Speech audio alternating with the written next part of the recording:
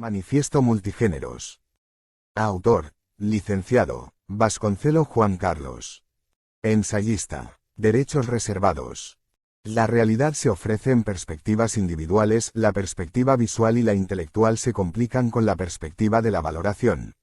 En vez de disputar, integremos nuestras visiones en generosa colaboración espiritual, y como las riberas independientes se aunan en la gruesa vena del río, compongamos el torrente de lo real. José Ortega y Gasset. La melodía de los géneros. Cada género implica una perspectiva, según lo entiende José Ortega y Gasset. Todo un modelo de mundo, Milton Erickson, Bandler y Grinder, Adler, etc., construido a partir de modelos concretos, familiares, de amores y desamores, de normalidades y anormalidades, Foucault, Freud, etc., de éxitos y fracasos, de linajes de mujeres poderosas, luchadoras, que no ceden un ápice de sus insignias a ningún hombre de la tierra, como así el hombre y su larga serie de linajes, todos con insignias adjudicadas, roles de géneros que sus padres ejemplificaron y les transmitieron como la verdad misma. Por mentado, narcisismo de género, Sigmund Freud. Cada género se defiende y es muy susceptible a las críticas que son consideradas como ataques a su sistema de mundo, de vida y razón tienen. Cada género viene imbuido de un modelo de mundo que delimita lo imposible, lo posible, las posibilidades. También los modelos de amor, de parejas, de sexualidad, de familia, de masculinidad y feminidad, de poder y dominación, etc. Este modelo de mundo de géneros es tan particular que podemos decir que habla un idioma igualmente singular. El famoso psicoanalista Jacques Lacan decía en su último seminario intitulado Disoluciones, que tanto el hombre como la mujer hablan una lengua extrañas para ambos y que no poseen ninguna intención de comunicarse. A raíz del mismo trabajé ese tema en un ensayo denominado Socioanálisis de la familia, donde considero dos linajes en luchas, con sus respectivos modelos de mundos, de amor, de luchas, etc., de modo que, en materia de problemas vinculares de géneros, de violencia de géneros, de los tristes casos de femicidios, tenemos un grave problema de mapa, Bandler y Grinder, y la primera misión será elaborar un mapa compartido, multigéneros, merced a encuentros, congresos, interdisciplinas y transdisciplinas, etc., que desbordan los alcances de este ensayo. La melodía de los géneros alude a esa visión holista aunque también particular porque cada ismo, cada movimiento, cada paradigma de género y visión de mundo conlleva fragmentos y momentos de verdad que necesitamos resignificar en un nuevo plano, nivel o dimensión. Utilizando mi método transvalorativo, de raigambre nietzscheana, que considera los fragmentos, partes, visiones, feminismos, masculinismos, lesbianismo, transexualismo, etc., como momentos que necesitamos negativizar, pero desde una negación constructiva como manda el método dialéctico. Es una superación constructiva, en otro plano, englobando a cada género en una sociedad desigual, donde ambos y todos los géneros son explotados, frustrados, etc., lo que genera agresiones, formas de violencias, modelos de desamores, divorcios problemáticos, violencia de parejas, etc., que no alcanzamos a explicar si acudimos a modelos parciales o ismos. Sin embargo, los aportes parciales de los diversos géneros son como las notas de una melodía, por lo que, el efecto de conjunto es mayor que las partes. Lo mismo desde las humanísticas y ciencias sociales donde cada disciplina resulta parcial, explica un aspecto de un objeto integral que es el ser humano. De modo que, necesitamos también que tales ciencias aúnen esfuerzos para conocer el tema desde una visión multigéneros y coadyuvar a la solución de los casos. El perspectivismo de géneros. Con José Ortega y Gasset decimos que en el marco de la diversidad y múltiples diferencias de géneros no existen sino diversidad de perspectivas. Cada punto de vista o forma de ver la vida, el amor, la pareja, la realidad, posee su propio valor aunque parcial. De allí su valor porque constituye un aporte, un fragmento, parcial, en visión de túnel, que necesitamos transvalorizar, o resignificar en forma recíproca con otros géneros, como el caso de la mujer con el punto de vista del hombre. La verdad es compartida porque implica una definición conjunta, fundado en acuerdos, resulta consensual, pero cuando una perspectiva busca imponerse a otras fundada en casos, racionalizaciones, prejuicios y toda clase de parcialidades, no resulta consecuente.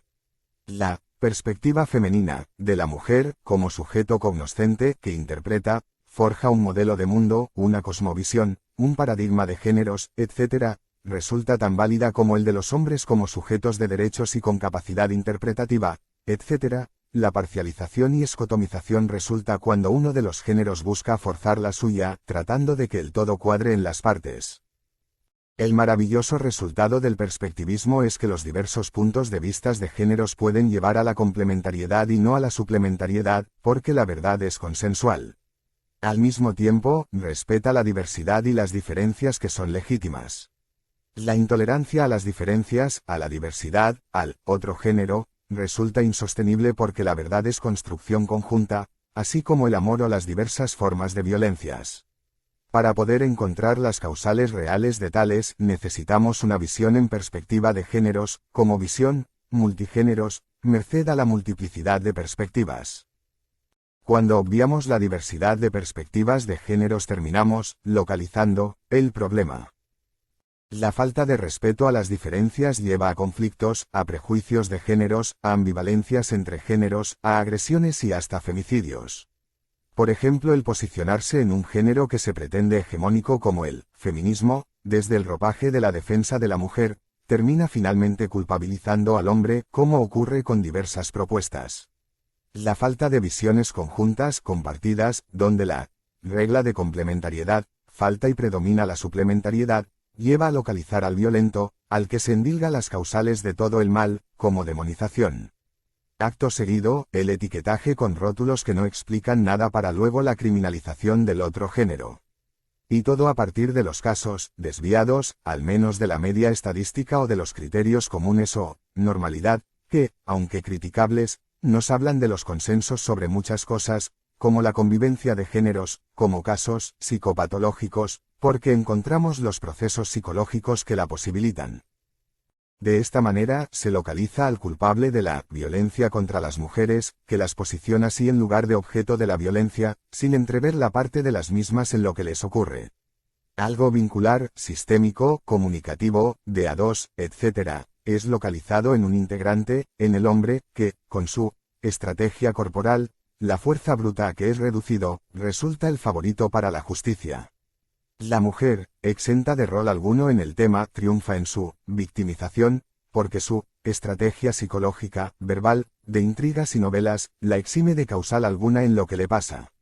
Pero es claro que cuando visualizamos ambas perspectivas, ambos aportes, como desde la visión sistémica, donde la comunicación es un sistema, donde podemos observar dobles vínculos, metamensajes preverbales y verbales, reglas del juego que buscan imponerse en forma mutuas, etc., la cosa cambia. Es decir, salimos de la victimización y el victimario, conceptos jurídicos y ya condenatorios, sin que se pueda entrever los procesos y las posibilidades terapéuticas, resolutivos desde intervenciones psicosociales, prevenciones, etc., para entrever a la pareja como compuesto de dos géneros, de dos visiones poderosas, que no ceden un ápice sus insignias, que buscan imponerse en mutua sus respectivos modelos de amor, de pareja, de vida, etc. Esta particularización de la violencia en el hombre lleva a considerarlo como violento por naturaleza o por razones sociales, políticas y culturales, como estigma condenatorio que posiciona a los hombres como potenciales femicidas, sin que se pueda considerar la diferencia entre los casos psicopatológicos, anormales, enfermos mentales, etc., porque encontramos en juego procesos y mecanismos psicológicos fuera de lo común. La particularización implica la generalización indebida a partir de algunos casos de violencias, lo que se sigue de la segregación, Pichon-Riviere, del imputado como criminal y su judicialización. Es decir, alguien diferente, con perspectiva diferencial, es segregado, criminalizado, merced a procesos complejos de construcción vincular, como el amor y las agresiones, termina criminalizado como forma desesperada de intentos de solución de las violencias de parejas que crecen día a día. Pero la visión parcial del feminismo y sus cultores obvia otras posibilidades, como la tolerancia a las diferencias, a otras visiones, como posibilidad de construir otro mapa del tema, que incluya también la visión del hombre, y poder así explicar la génesis de las agresiones mutuas, y sus causales como los programas de amores, disímiles, que ambos buscan imponerse, cuan procustos enamorados, y que, cuando no resulta, lleva a la criminalización. Cabe recordar que no tomamos posición de género por uno u otro porque hablamos de estrategias más psicológicas, de las mujeres en sus luchas contra el hombre, donde podemos encontrar insultos, agresiones verbales violentas, etc., siendo el del hombre más corporal merced a su constitución biológica, lo que lleva a los desenlaces trágicos, que comprendemos si sostenemos la necesidad de estudiar el tema más allá de la demonización y criminalización sin favoritismos de géneros y superando la dicotomía víctima-victimario.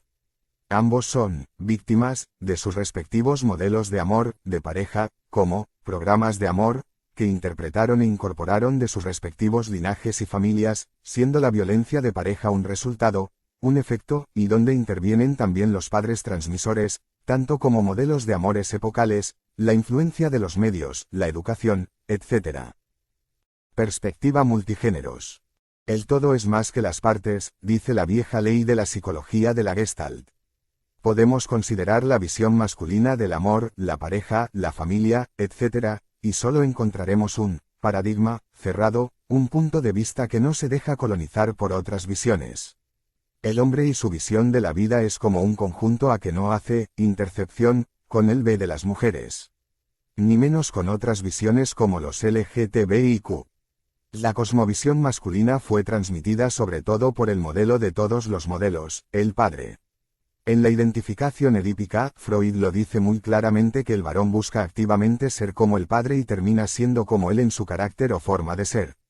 Pero el joven adolescente no lo percibe así y lucha por ser diferente, en lo que conocemos como proceso de filiación, pontalis. De modo que, el varón asume una visión unilateral del amor, de la vida, etc., se me dirá que también copia, imita o se identifica en forma cruzada con su madre, a quien incluso desea y ama según las ya clásicas definiciones del Edipo en Freud. Sí, pero el varón ama, desea y actúa desde el punto de vista del padre. Cuando es activo ante la madre, lo es como su padre, su modelo más inmediato y simbólico. De lo contrario, le sería imposible asumir ningún rol en la constelación edípica. Tal punto de vista es lo que el hijo atrapa vía identificación. Y resulta parcial como ya lo afirmamos, aunque conlleve el tipo de elección de la mujer como su padre, algún día se enamorará de una mujer como la mujer que amó su padre. Es decir, no sería vía visión regresiva el hijo de su mujer, o madre sustituta, sino forzando la cuestión. De modo que nos encontramos ante un sujeto, programado, programa edípico, Colette Soler, cuyo modelo de mundo le impide la famosa empatía, como el ponerse en el lugar de su compañera porque la misma es solo un objeto de su goce, deseo y caprichos. De ahí el matiz procustiano de todo varón que dice buscar una mujer para casarse y ser feliz. Nada más egoísta y autístico. Descentrar al varón de su punto de vista enismo resulta un punto crucial para apuntar al concierto de los géneros o perspectiva multigéneros. De esta manera, el problema queda abierta constituye el modelo paradigmático de los inconvenientes que tenemos en el tema. En el caso de la mujer, tenemos el mismo problema, un mundo narcisísticamente armado a partir de modelos o ejemplos familiares, de amor, de sexualidad, de modelos vinculares. Descentrar a la mujer de su visión unilateral constituye como el caso del varón otro de los grandes problemas que tenemos. Derecho represivo o restitutivo. ¿Hay alguna otra posibilidad entre la condena represiva y el derecho restitutivo que busca rescatar al ser humano de sus pecados? Es decir, entre la criminalización de los amores violentos donde se procede a explicar al violento no solo desde sus raíces psicológicas y familiares sino además desde conceptos políticos, culturales, como el del modelo patriarcal, como causa unilateral, propia de los hombres, aunque algunos consideren factores secundarios. El proceso de invalidación, demonización y criminalización rinde sus frutos al enfocarse en forma exclusiva los efectos de un largo proceso intergéneros y societaria, como única forma de respuesta al mal de los amores violentos. Entre las dos vías posibles, a saber, la vía terapéutica, y de higiene social, higiene de géneros, y la vía de la criminalización, no hay otra. La condena social, la demonización y las campañas pregonando en contra de los violentos.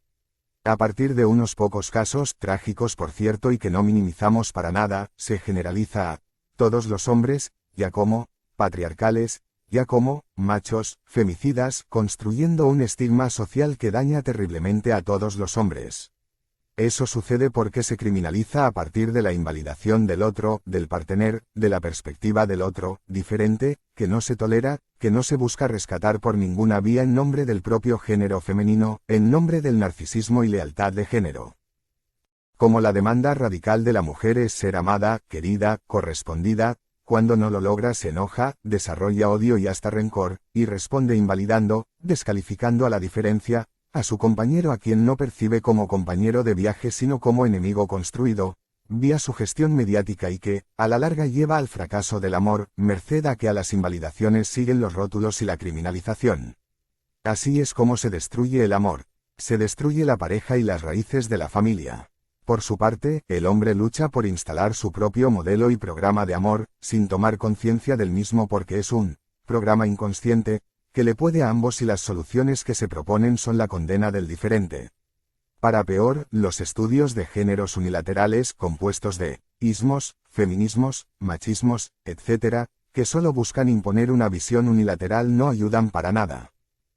Por otro y para responder a la pregunta inicial de si existe alguna otra posición entre la vía terapéutica y la criminalización, respondemos con que hay muchos casos de violencias en el amor, de femicidios, y que, mientras encontremos un mapa más acorde con los hechos, instalar un derecho aristotélico, del justo medio, donde podemos considerar el extremo de no hacer nada y el otro extremo de criminalización, un justo medio que sea a la vez terapéutico y con límites flexibles, respetando los casos, tratando a la pareja. A cada uno, a los chicos que reciben los modelos violentos como ejemplos, para así hacer honor a los derechos de todos. Mientras, necesitamos acordar las diversas perspectivas para encontrar la raíz del problema. Necesitamos en forma urgente, congresos de perspectivas multigéneros y permanentes, para confrontar los puntos de vista aisladas o ismos de géneros, para poder acordar un mapa del tema y de estrategias para paliar las consecuencias negativas. No lo vamos a lograr desde los ismos narcisistas que solo buscan asimilar el todo en las partes. Congresos de perspectivas multigéneros permanentes. Como propuesta sobre el tema de los amores violentos, de las violencias de géneros, tanto intra como inter y transgéneros, así como entre generaciones que participan y observan interpretando, incorporando modelos, la idea de congresos multigéneros, periódicos para estudiar el tema entre todos, sin discursos hegemónicos ni géneros superiores, resulta promisorio. Confrontar puntos de vista o perspectivas de géneros lleva a que los puntos de vista se crucen y experimenten cambios. El confronte de géneros ayudará a verdades consensuadas, colectivas, en el marco de la democracia de géneros, donde la participación a micrófono abierto nos permite expresar nuestra verdad individual y de géneros.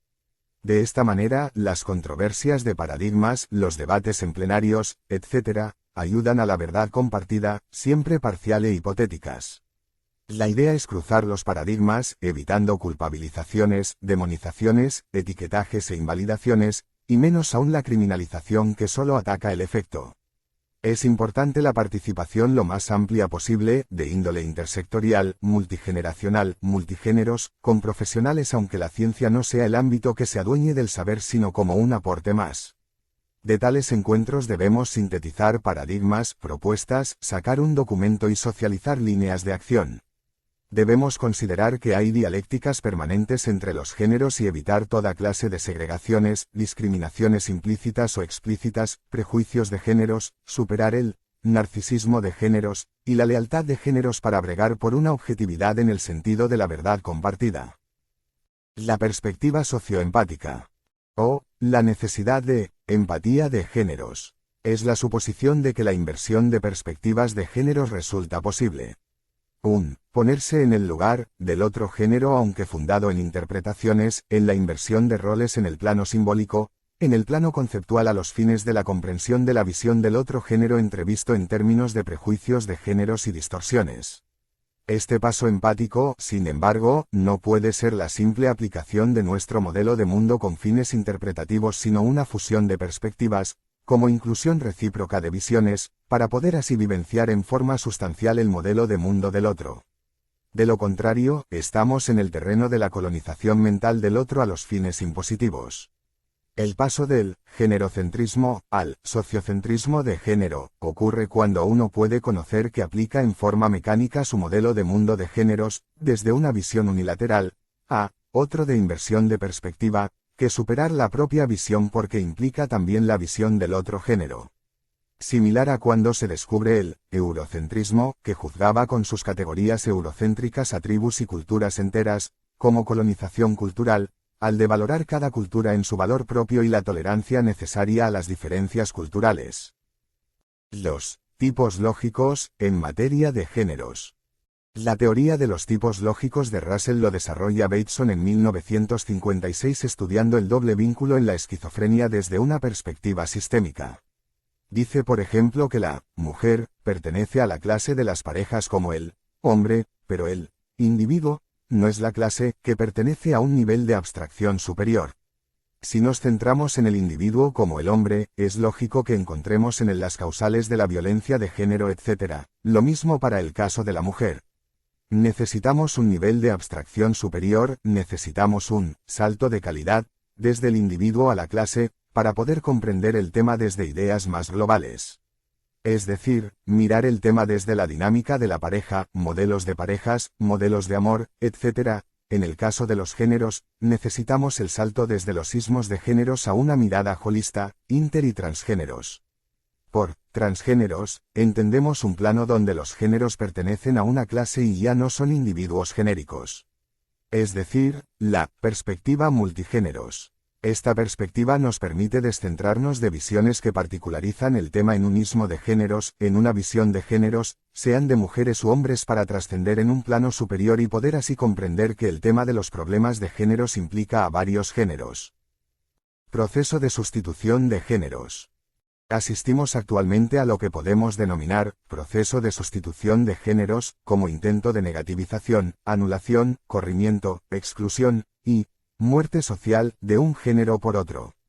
Por el llamado proceso de identificación, sabemos que regularmente aparece tal faceta especular de intentos de anulación, negativización, etc., merced a que existen dos sujetos para un solo lugar en el sentido en que ambos luchan por ser sujeto, ser reconocido, valorado en la propuesta de mundo, de modelos de amor, de sexualidad, etc., en el intento de ser, de instalar el modelo del ser, de ser sujeto o de subjetividad. Cada uno busca imponer ser, en el sentido procustiano, en forma unilateral, asimilando al otro como objeto en el propio modelo de mundo. De amor, de pareja, y ello resulta intolerable. En la pareja entonces es una lucha por ser sujeto, por instalar los propios modelos internos, de amor, de pareja, de mundo, lo que resulta extraño para la otra parte que, encontrándose en la misma situación, lucha también por ser. En el plano social derivó en segregación de géneros, con un odio de género sin precedente, particularizándose la situación en el hombre, a quien se culpa a partir de los tristes casos de agresiones y femicidios. Así, mujeres y hombres luchan por invalidarse, Ronald Lane, por segregarse, por etiquetarse, psicópata, macho, femicida, etc., por demonizarse, bella alma, Hegel, y finalmente la criminalización cuando la fuente del mal, igualmente construida, es sujeto a exclusión, como proceso de sustitución. Es un enfrentamiento a puro prestigio, con la ley del corazón como diría Hegel, o en el eje imaginario, como lo diría Jacques Lacan, porque allí la agresividad es eliminativo. En el eje simbólico se juegan los modelos respectivos de amor, de parejas, de un programa de amor, que cada partener busca imponer so pena de frustración y violencia. Por cierto, el hombre es culturalmente corporal, el fortachón, a quien se le endilga la fuerza, los golpes, que es facilitado por su constitución biológica. La mujer más verbal, con estrategias sutiles, comunicativas, psicológicas, etc., pero igualmente eficaz en el intento de instalar su modelo de mundo y de amor. Cuando le toca un psicótico, ocurren las desgracias porque tales sujetos no poseen límites o frenos internos. Monumental. Segregación de géneros. Como consecuencia del proceso de sustitución de géneros, donde podemos observar también el narcisismo de género, operando, en el sentido en que cualquier crítica, observación, alusión, etc., al propio estilo de vida, genera defensas contra agresiones, rechazos y un proteccionismo de género, que impide al otro bando acercarse más allá de lo necesario. Reprimido en muchos casos, últimamente ha emergido desde el fondo del inconsciente social, y se ha maximizado como lucha activa contra el hombre, a partir de los casos de agresiones y femicidios. Algo que permanecía velado, en el plano implícito, que emergía en peleas cotidianas, en luchas flagrantes como en los divorcios difíciles, etc., se hizo evidente y abierto. El hombre es malo, un enemigo creado, un peligro para la mujer que es agredida por aquel. Al menos la construcción mediática y cotidiana contempla tales, pero en algunos casos de feministas llegó a adquirir rango de referencia de géneros como Simone de Beauvoir o Rita Segato. Ya dejó de ser una lucha por la escasez, en el marco de un mercado que deja desocupados, crisis social que impactan en la familia, en la pareja, generando conflictos, peleas, divorcios, agresiones y muertes. Es ahora, guerra de géneros, provocado por la política, por el mercado, por el neoliberalismo para ocultar su rapiñaje. Solo unos pocos toman conciencia de que no es lucha de géneros sino lucha contra la desigualdad en compañía, con la compañera, con el compañero. Y los bandos frente a frente se dirimen en luchas, en marchas, reclamos y hostigamientos, denuncias y criminalizaciones en un intento desesperado por tener la razón o al menos, no ser la siguiente víctima. La guerra de linajes, entre hombres y mujeres salió a la luz y los medios se hacen la fiesta. La condena mediática, la demonización mediática, no se sigue de propuestas resolutivas desde la vía terapéutica o preventiva. Se ha perdido el hilo de Ariadna y ni Teseo podría entrar en el laberinto para dar muerte al asterión que se ha creado en una sociedad de cautiverio. Tal la misión que tenemos, acercar a los dos géneros y los otros géneros que esperan ávidos, disipar prejuicios, mitos, distorsiones, estigmas, procesos de segregación y criminalización, etc., para rescatar al amor sano de las fauces de la violencia, el desamor, en el contexto de una demanda tiránica de amor que, por cierto, escasea hoy día. El conato de géneros. Es un concepto de Spinoza que vengo trabajando en varios ensayos de socioanálisis y dice que cada ser humano persevera en ser según su verdad. Es decir, si consideramos como la verdad de cada género su cosmovisión, su modelo de mundo, su programa para ser y programa de amor, no nos queda sino aceptar que tanto una mujer como un hombre perseveran en ser cada uno por su parte. El detalle es que ninguno considera el conato del otro y allí radica el quid de la cuestión. De modo que, el perseverar en ser, buscando forzar nuestra verdad nos lleva a que nos demos la frente contra el muro del otro. En este sentido, cada género lucha por ser, por instalar su modelo de amor, siempre particular, vinculado a un linaje de géneros, poderoso, que defiende sus insignias incluso con la vigilancia intergeneracional de los hijos, porque es una verdad compartida, aunque limitada a un linaje, y al sujeto que es el portavoz de tal verdad que busca instalar. Extendida a todo un género, también observamos la defensa de un modelo, estilo de amor, de ser hombre o mujer, aunque influenciado por los medios, las ideología, el contexto, complicando el panorama. Como el conato implica una verdad, estructurada como un programa para ser, como un programa de amor, la tarea consiste en operar sobre tales para despotenciar el automatismo de tales porque opera en el plano inconsciente. Su deconstrucción y relativización simbólica implica una dura tarea intergénero si necesitamos no solo la visión multigéneros sino además métodos y dispositivos de abordajes tanto individuales como grupales así como comunitarios y sociales. Al respecto, proponemos las escuelas para parejas como dispositivo grupal, comunitario, de empoderamiento, de deconstrucción y elaboración de las problemáticas. También las ONG formatos educativos, mediáticos, comunitarios, así como observatorios y conserjerías de géneros, entre otras posibles. Inclusión de géneros. Si nos posicionamos en una visión, unigéneros, hegemónica e instamos a que los demás se incluyan en nuestra visión y organización, no salimos de una visión enismo. Mejor es la inclusión recíproca, inter y multigéneros porque allí la resignificación ocurre en ambos sentidos sin que existan enfoques dominantes donde incorporarse. Si una visión masculinista busca la inclusión de otros géneros a su enfoque, estamos en el reduccionismo de género. También en el caso del feminismo en sus diversas formas. Incluso si se presenta un enfoque intermedio entre ambos polos, un enfoque masculinista, con pretexto de defensa de ambos, lo que constituye otro reduccionismo aunque con un enfoque más holista que los enfoques unigéneros.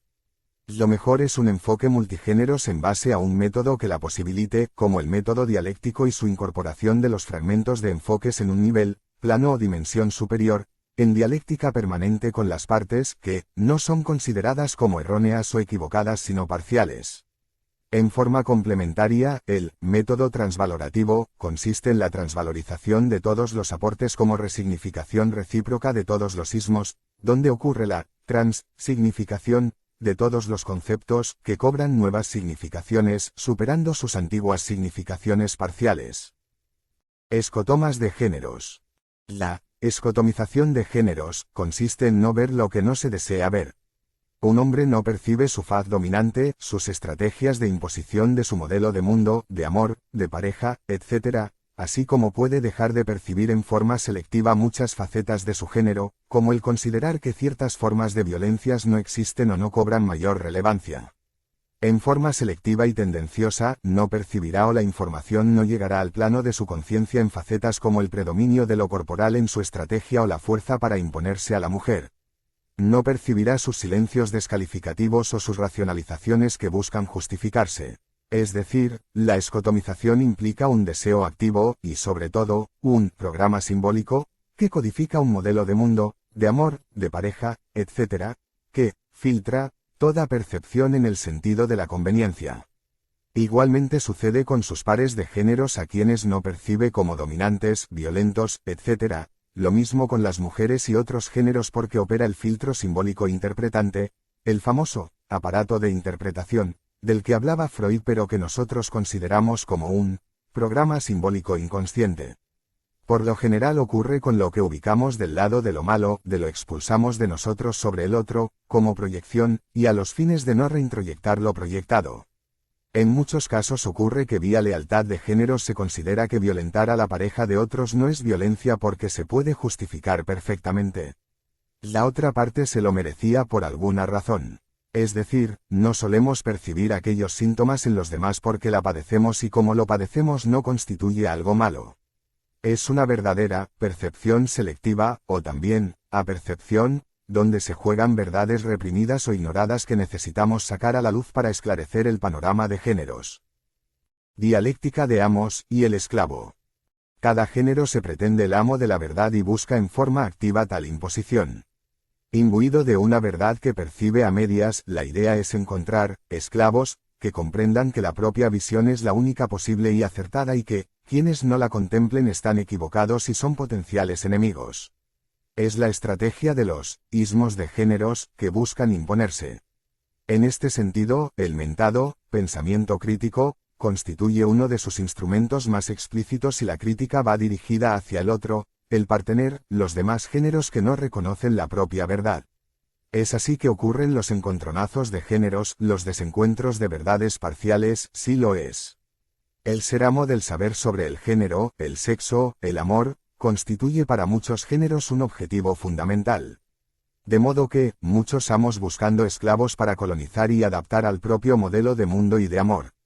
Nada más equivocado que eso y la idea es que tales amos del saber de géneros puedan cruzar sus puntos de vista en una visión menos autístico o egoísta y lograr así una verdad ampliada, consensual, que nos ayude a evitar las reyertas de géneros, los desencuentros de amores, las violencias y los casos trágicos. Desencuentros de idiomas de géneros. Superando las certezas de géneros y las suposiciones infundadas sobre los demás, necesitamos considerar los diversos géneros como otros tantos idiomas que aprender, so pena de continuar en la incomunicación o en el malentendido de considerar que uno se comunica. Y sabemos que poseemos precursores idiomáticos, familiares, que constituyen los saberes previos sobre una hermana o un hermano, o aquel amigo homosexual que conocimos en la adolescencia, etc., pero constituyen ideas insuficientes para conocer en forma cabal cada idioma de géneros. Tales idiomas implican una cosmovisión, un punto de vista sobre la vida, sobre el sexo, el amor, la pareja, etc., y cuyas categorías, o palabras, implican significaciones subjetivas que, juntos, conforman la gramática de los géneros. Imaginen que necesitamos conocer diversos idiomas como el féminin, el masculin, el homosexualité, etc., como para poder lograr un idioma universal de géneros, que no sea otro lecho de Procusto ni otro ismo donde incluir a las nuevas identidades. El analfabetismo de géneros. Sin dudas que el analfabetismo de géneros no se puede negar. Una vez imbuido de ciertas certezas de géneros, se procedió a hablar sobre la necesidad de enfoques de géneros en los medios, escuelas, empresas, instituciones, etc. Consiste en la falta de saberes válidos sobre los géneros, aunque hoy día se pretende instalar el pensamiento único sobre géneros consistente en promover la visión de un género como sine qua non para solucionar el analfabetismo de géneros. Una nueva forma del hecho de Procusto. Lo que se pretende es que todos podamos conocer las formas de violencias contra las mujeres y que podamos comprender la necesidad. Sin embargo, la promoción de la visión y los derechos de un solo género no resultan en equidad de géneros ni es democracia de géneros. La educación sexual y emocional debe ser integral en el sentido de la promoción de los derechos y puntos de vista de todos los géneros, so pena de parcialidad. Misoginias y misandrias defensivas. Tanto la misoginia como odio y rechazo inconsciente de la mujer de parte del hombre como el rechazo y odio al hombre en la misandria femenina constituyen formas de defensas o proteccionismos de géneros, donde se defiende un estilo, sistema o programa de vida y de amor. Las experiencias de rechazos, frustración amorosa, divorcios difíciles y maltratos mutuos terminan en ambos fenómenos. Por extensión, tanto la misoginia como la misandria llevan a reservas, agresiones, prejuicios de géneros, y a descalificaciones, demonizaciones y criminalizaciones en ambos géneros. Podríamos decir que cada sujeto defiende su punto de vista, modelo de amor, etc., incluso desde el resentimiento y merced a experiencias negativas con el otro género. Lo negativo de tales radica sobre todo en el uso agresivo de tales rótulos o etiquetas y con fines descalificatorios entre géneros. Un misógino sería ya alguien que violenta y se encuentra en guerra con las mujeres, lo que constituye un mal inherente a todos los hombres cuando la cualidad se generaliza en forma indebida a todos los hombres. Finalmente, la misoginia pasa a ser algo de los machos, de los hombres y como cualidad patriarcal, utilizado para inducir sentimientos de culpas y de intentos de mantener a raya al otro bando. Lejos de solucionar el problema, la empeora al adjudicar rasgos negativos que retroalimentan las agresiones y la lucha de géneros. Es el resultado del uso agresivo de los rótulos y como forma de caracterizar al enemigo producido. Tampoco se niega el miedo, la inseguridad y vulnerabilidad que sienten las mujeres merced a los medios y el efecto de halo de los casos de violencias y femicidios. De modo que, una de las tareas consiste en despotenciar la eficacia simbólica de tales rótulos maximizando los potenciales positivos, los anhelos de amor, de la necesidad de madurez emocional entre géneros, de diálogos no demonizadores y exentos de prejuicios y descalificaciones tendientes a instalar visiones unigéneros que no ayudan al consenso en la diversidad de géneros. La batalla de los sexos politizados. En el marco de la crisis globalizada, con gobiernos impotentes ante la desocupación, la inflación, la bicicleta financiera, la corrupción, la inseguridad, etc., el cinismo de la política y de los políticos devino uso de los temas cotidianos como los problemas de géneros. Se los utiliza en el marco de una estrategia de poder para instalar programas de gobiernos de ajustes, conjuntamente con medidas represivas, y como velo de la crisis. Un uso instrumental de las ideas reivindicativas de las mujeres y de la lucha de géneros. Se induce la guerra de sexos, se divide entre mujeres y hombres y se estimulan los enfrentamientos sobre todo en épocas en que se debe tomar medidas antipopulares. Como Estado y Gobierno, es poco de responsabilidad y el presupuesto para prevenciones, etc., es nulo. A lo más y como medida a contrapelo del proceso de construcción de los males, la criminalización y la brillante idea de un teléfono para llamar o el botón antipánico. Nada más que esos. Sin embargo, para los actores, los géneros, las mujeres, los LGTBIQ y el hombre, la cosa no es para politizar ni menos un uso ideológico. Es una realidad que hay cambios culturales, conquistas de derechos, reclamos, mayor conciencia de injusticias vividas, Anne Celine Suthenberger, y más protagonismo de la mujer. Lo que también es un problema político, de niveles diversos, que abarca la educación, los medios, instituciones, y el estudio de los esquemas referenciales para poseer un mapa lo más cercano a la verdad de las cosas. Por lo que, no se puede despolitizar el tema pero tampoco permitir el uso instrumental y cínico de parte de gobiernos y partidos, porque hay sujetos implicados, vidas, mujeres que ya no se encuentran seguras en un mundo de violentos, de femicidios, y razón tienen. No se sienten protegidas ni por los hombres ni por el Estado, por lo que, cobra rango la idea de empoderamiento, solidaridad, organizarse, luchar. Y el camino es la acertada y la defensa de los más débiles, como niños y mujeres, desde lo corporal porque desde lo psicológico y las capacidades sociales, etc. Ellas son de pleno poder, ancianos y enfermos, es lo prioritario. Los hombres deben garantizar la seguridad de la mujer, como compañera, como sujeto de derechos, como ser humano, así como los estados y gobiernos, instituciones y religiones, aunque el camino de otorgar derechos también debe complementarse con un análisis de la verdad, como verdad compartida, intergéneros, o mejor multigéneros. Lealtad de géneros. Es un factor crucial de resistencia sistémica, que significa que uno defiende su sistema de vida porque constituye nuestra referencia, sostén, programa. Somos leal a nuestro programa de vida y a nuestro género, de ahí la dificultad para aceptar fisuras, equívocos, males de archivos como un modelo de amor violento legado por nuestros padres, etc. La lealtad de género es lo que hace que el nene sea fiel al modelo paterno en todos los ámbitos de la vida. Lo mismo para las niñas. Somos leales porque son nuestros modelos, ejemplos, causalidad ejemplar. Es lo que forja los escotomas de géneros como forma de narcisismo de género. Es también lo que forja un colectivo de géneros, de iguales, donde se defiende la causa común al género, que no podemos negar su legitimidad aunque parcial. La lealtad de género forja pensamientos cerrados, pensamientos únicos, que se sectarizan, sin el cruce con otros géneros, lo que además lleva al narcisismo de las pequeñas diferencias, donde la intolerancia al diferente tiñe de segregaciones, violencias, luchas, demonizaciones y criminalizaciones de los demás géneros. Procesos de invalidación, demonización y criminalización de géneros. A partir del proteccionismo de géneros, del narcisismo de géneros, la lealtad al propio género, la tarea cotidiana de todo género es la búsqueda de reconocimiento del propio modelo de mundo, del propio género, pero sin la consideración del modelo de mundo del otro. Es una lucha entre pensamientos únicos que buscan imponerse, buscan ser, instalar un modelo de vida, de deseo, de pareja, de sexualidad. Los desencuentros son inevitables merced a las diferencias y de cómo se desconoce el punto de vista de los demás. En los casos más felices, las intercepciones o puntos de acuerdo se logran a duras penas. Es por ello que se instrumentan los mecanismos de descalificación e invalidación al considerar que los argumentos del otro, como diferente, son ataques o incomprensiones. Incluso mala fe, agresión, animosidad, prejuicios negativos, desprecio al propio género, generalizando tales a todos los otros géneros.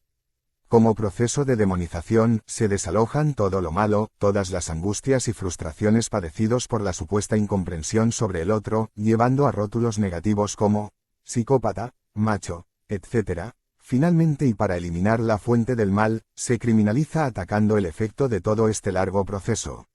Se acude al juez de la República imaginando que con ello se ha eliminado la fuente del mal. Pero él mismo tuvo su génesis en la propia ignorancia respecto de sí, respecto del propio modelo de mundo, y la lucha por ser, por imponer ser. El síndrome de Dalila y Sansón. Describe esta faceta de todo género de perseverar en ser, a través de un estilo del deseo, del goce, de programa de amor, e incluso, el sexual. Es decir, el conato en acción, merced a la verdad que conlleva y que cada género defiende como un tesoro preciado. Podemos considerar que las mujeres son dalilas y que utilizan estrategias, tácticas, técnicas, logísticas, alianzas, dobles mensajes, anticipaciones, intrigas, etc., a los fines de ser, de instalar un estilo de vida y de amor. Mejor dicho, desde una intencionalidad inconsciente, porque el programa simbólico que defienden es tan ignorado como muchas facetas de una vida.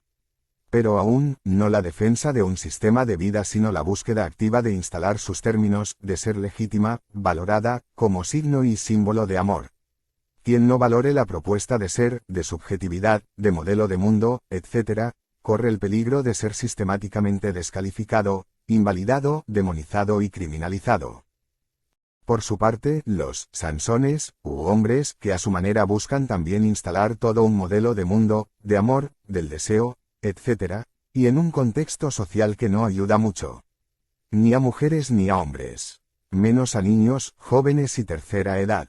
De modo que, esta lucha por dominar al otro, por poder y entendiendo el poder como poder ser, como dominio de la escena, de las decisiones, de las ideas, etc., como reaseguro del vínculo, es lo que llamamos síndrome de Dalila y Sansón. Si salimos de la diada mujer-hombre, y entrevemos otros géneros, estamos en lo mismo aunque desde diferentes modelos de mundos, de amor, de vínculos, etc., de modo que, este síndrome nos avisa que no será fácil transvalorizar géneros, entendido como la resignificación recíproca de los puntos de vista o transsignificación. Pero la permanencia en los ismos, en visiones parciales, aisladas, panexplicativas de todo desde una posición insuficiente, necesita ser negada en el sentido constructivo y superada en un nivel, plano, dimensión que denominamos perspectiva multigéneros. Un Pigmalión autorreferencial y nefasto. El conocido efecto Pigmalión consiste en que nuestras expectativas respecto del otro tienen influencias, incluso en el sentido de generar efectos reales, cambios de actitudes, tanto positivas como negativas, dependiendo del tipo de expectativa de cada uno en función del otro. Mejor dicho, las expectativas positivas o negativas generan efectos o conductas de la misma índole y en el campo de las relaciones de géneros, si tenemos malas expectativas entre géneros, sabemos que tales roles negativos adjudicados son asumidos y que, lejos de ayudar, empeora el panorama. Si las mujeres generalizan lo negativo de unos pocos locos violentos a todos los hombres, los mismos asumirán tales como rasgos de su subjetividad, retroalimentando el panorama lúgubre. De modo que, las expectativas de géneros poseen eficacias simbólicas y generan las conductas negativas que se pretende extinguir. En tales expectativas negativas lo que se hace es definir al hombre de una manera negativa, lo que es asumido por los mismos en gran medida, generando la vinculación hombre igual a violento, o aún peor, femicida o potencial asesino. Y sabemos con la línea de argumentación que hay estrategias de dominación, lucha entre visiones, intentos de ser legítimo, creíble, aceptada. Digamos que las expectativas negativas de géneros generan conductas negativas, complicando el panorama. Pero sabemos que tales se fundan en prejuicios de géneros, definiciones sobre el hombre, ideologías de géneros, etc., que necesitamos deconstruir para disipar el panorama negativo. Necesitamos salir de la autorreferencia y promover la necesidad de conocer al alter ego, a los demás géneros, saliendo de la mera formación de expectativas negativas que nos llevan a la guerra de géneros y una segregación de género increscendo. Solo así podremos lograr una visión multigéneros y acordar zonas de definiciones conjuntas, estrategias de prevención, mejoras, programas, etc. La ceguera de géneros. Como verdaderos solipsistas, cada género se recluye en su propio mundo, sin intención de conocer otras perspectivas o modelos de mundos. La percepción selectiva o apercepción de géneros implica una percepción parcial, donde el otro, el partener, el otro género, es percibido en términos de estereotipos, prejuicios de géneros, como distorsión semántica unilateral. Pero es una ceguera activa, donde solo se percibe los dictados del propio modelo de mundo, de las propias definiciones unilaterales sobre los demás. Incluso, las palabras, conductas y emociones del otro son asimiladas al propio, sin que haya progresos en el conocimiento del diferente. Las informaciones son filtradas según el propio sistema simbólico de interpretación, que filtra, distorsiona, reduce, parcializa y juzga en el sentido siempre parcial las verdades del otro. La intención es que el otro asuma los propios caprichos, el propio modelo, más no al revés. Es una ceguera simbólica activa, donde las propias categorías o significaciones asumidas impiden la resignificación de los mismos. Una inercia mental y una ceguera de géneros, porque solo el propio género resulta válida.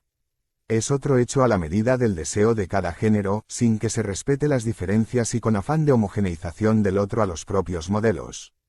Un hombre tarda varias décadas en darse cuenta de la existencia de la mujer. Y eso que vive entre mujeres. Lo mismo en las mujeres y otros géneros. El egocentrismo de género es tal que la descentración del propio punto de vista resulta difícil. Incluso, la racionalización del mismo, con alta capacidad de intelectualización, con el objetivo de instalar el modelo hegemónico de mundo, es decir, el de cada género. El deseo de poder entre los géneros.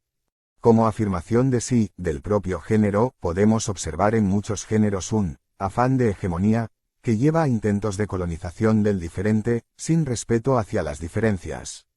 Es un mal de los géneros y como nadie cede, el enfrentamiento más o menos explícito distancia, enfrenta, genera conflictos, etc., antes que acercamientos. Alfred Adler denominó deseo de poder a tal afán de prioridad que transforma los vínculos de géneros en guerra de géneros, entre otros factores.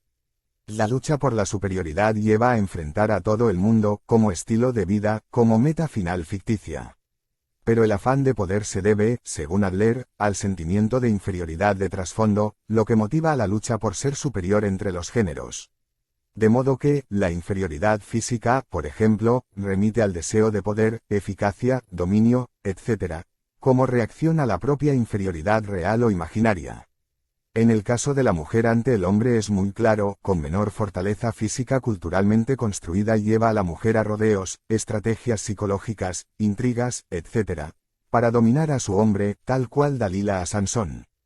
Pero cuando tales fracasan, surgen los conflictos, peleas y agresiones que terminan en divorcios, etc., el enfrentamiento corporal con el hombre llevaría a fracasos, por lo que, la mujer lo enfrenta en el terreno psicológico, social y actualmente desde el ámbito de la justicia, en un intento de control, dominio, etc., a partir de los casos trágicos que preocupan a todos. Muchos otros géneros sienten inferioridad en diversos ámbitos de su vida, lo que lleva como respuesta el afán de poder, de dominio y trascendencia. Sería una de las motivaciones que lleva a reyertas porque muchas supuestas inferioridades lo son desde el eje imaginario. Más específicamente, cada género se cree superior a la otra, desde una creencia fundamental, como forma de delirio de géneros, considerando a los demás como poco inteligentes, ineptos, etc. No bastan sino una simple encuesta donde se pregunte cuál de los dos géneros o más es más inteligente y se verá cómo cada género se posiciona en el lugar superior. De construir el modelo patriarcal. Todos concuerdan en que el sistema patriarcal es el poder de los hombres, incluso sobre la mujer y la familia. Pero ello obvia el poder compartido de las mujeres en todos los ámbitos de la sociedad. Si bien, el niño era inducido a jugar con autitos y tractores, y luego a participar en la política, en las fábricas, sindicatos y partidos, ello no indica dominación ni poder pleno. Más bien, constituyen roles sociales forjados en la familia, en consonancia con el capitalismo y sus fábricas, donde los niños eran preparados para manejar máquinas y todo el engranaje productivo. La mujer cumplía otros roles, familiares, los hijos, pero solo algunas de la clase media y alta se quejaba de ser postergada y recluida en la familia. Era un rol complementario al del hombre que salía a trabajar. La lógica familiar, los hijos, etc., lo requerían y si hubo denuncias lo era por violencias de parejas, los casos de parejas trastornadas. Pero tal modelo complementario de roles fue funcional al capitalismo en sus comienzos y con el auge de la industria.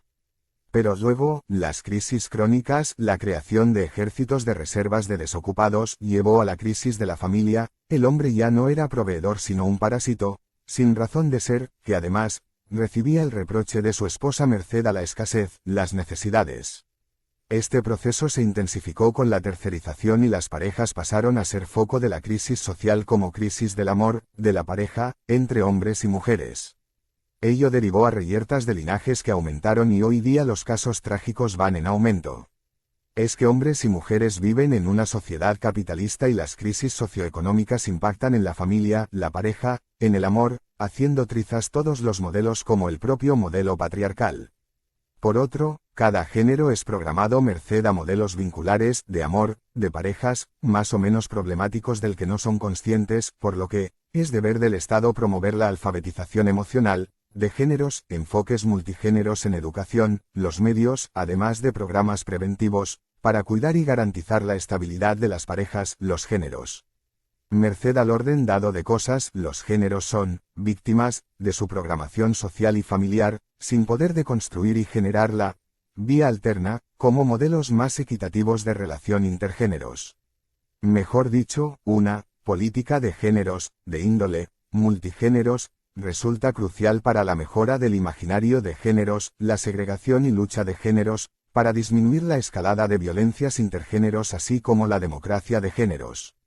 Muchos pregonan que para cambiar los vínculos de géneros necesitamos cambiar primero la sociedad, la desigualdad social, las crisis sociales y mucho de verdad hay en esto. Pero también es cierto que podemos promover niveles crecientes de democracia de géneros, combatir la violencia de géneros y de construir el modelo patriarcal tanto como el matriarcal, implícito que lucha desde el anonimato por instalar sus insignias, legados, modelos de amor, de géneros, etc., merced a que las mujeres son sujetos que luchan, que no ceden, que buscan dignidad y participación en lo social. Pero debemos considerar que no es lucha de géneros sino contra las condiciones sociales desiguales, la crisis, la falta de oportunidades, etc., y que los géneros deben considerar que remar para un solo lado, previa deconstrucción de los modelos vinculares nocivos, resulta imprescindible para la mejora de las relaciones.